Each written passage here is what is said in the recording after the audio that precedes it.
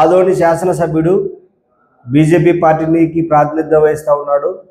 అదేవిధంగా తెలుగుదేశం పార్టీ రాష్ట్ర మహిళా సమయ నాయకురాలు గుడిసె కృష్ణమ్మ సమక్షంలో ఆదోని మండలం డనాపురం గ్రామ సర్పంచ్ చంద్రశేఖర్ మీద కుల వివక్షతకి ఒక దళితుడైనటువంటి దాన్ని నువ్వు దళితుడు కాబట్టి కట్ట ఎక్కకూడదు అనేటువంటి వివక్షను చూపినారు. ముందుగా వాళ్ళిద్దరి మీద స్థానిక శాసనసభ్యుడు పాఠశాల గారి మీద గుడిసె కృష్ణమ్మ మీద ఎస్సీ ఎస్టీ కేసు నమోదు చేయాలని చెప్పేసి సిపిఐ నంద్యాల జిల్లా సమితి నుంచి మేము డిమాండ్ చేస్తూ ఉన్నాం.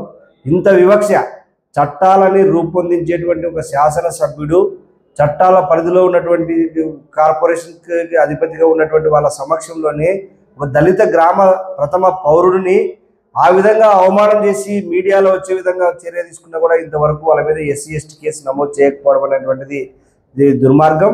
కాబట్టి ప్రభుత్వం వెంటనే ఈరోజు ఖచ్చితంగా ఎస్సీ ఎస్టీ కేసు నమోదు చేయాలని చెప్పి వాళ్ళ వివక్షకు వాళ్ళ మనసులో ఉన్నటువంటి భావాన్ని ఆ రోజు కట్ట మీద ఎక్కకూడదు కిందనే ఉండాలనేటువంటి దాని మీద మేము సిపిఐగా ఖండిస్తూ ఉన్నాం. ఇంకా నేటికి దళితులకు సంబంధించినటువంటి ఒక ప్రజాప్రతినిధులని ఏ విధంగా చూస్తూ ఉన్నారు అనేటువంటిది ఒకసారి ఇది విస్ఫోటంగా తెల్లమైంది. ఈరోజు ఒక బీజేపీ జాతీయ పార్టీకి నాయకత్వం వహించేటువంటి శాసనసభ్యుడిగా ఉన్నటువంటి ఒక ప్రతినిధే ఆ విధంగా ఆయన సమక్షంలో వివక్ష జరిగితే దాన్ని ఏ విధంగా ప్రజలు స్వీకరిస్తారు?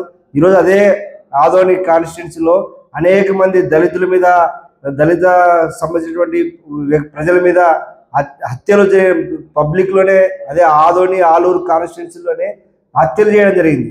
లేదంటే ఒక దళిత అమ్మాయిని పెళ్లి చేసుకున్నాడని చెప్పేసి బీసీ అమ్మాయిని పెళ్లి చేసిన దళితుల మీద బహిరంగంగానే కొట్టడం జరిగింది. దీనికన్నిటికీ ఆద్యమే ఉంటే వీళ్ళ మనస్తత్వం కూడా ఆ విధంగా ఉంది కాబట్టి ఈరోజు అలాంటి సంఘటనలు జరుగుతూ ఉన్నాయి.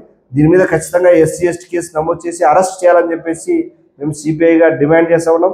ఎమ్మెల్యే పార్సారథి మీద తెలుగుదేశం పార్టీ నాయకురాలు గుడిసె కృష్ణమ్మ మీద ఇద్దరి మీద ఎస్సీ ఎస్టీ కేసు నమోదు చేసి అలాంటి గ్రామాలు ఇంకెక్కడైనా ఉన్నా కూడా ముందుగానే ఉన్న అధికారులు కూడా ఈరోజు ఒక ఎమ్మెల్యే ప్రోగ్రాంలో ఆయన దళిత సర్పంచ్గా ఉండి ఆయన మీదనే వేదిక మీదకి పిలిచలేదనేటువంటి ఒక ఎంత అహంకారం ఉందో ఒకసారి అర్థమవుతా ఉంది. కాబట్టి ఇలాంటి సంఘటనలు పునరావృతం కాకుండా చర్యలు తీసుకోవాలని చెప్పేసి సిపిఐగా డిమాండ్ చేస్తా ఉంది.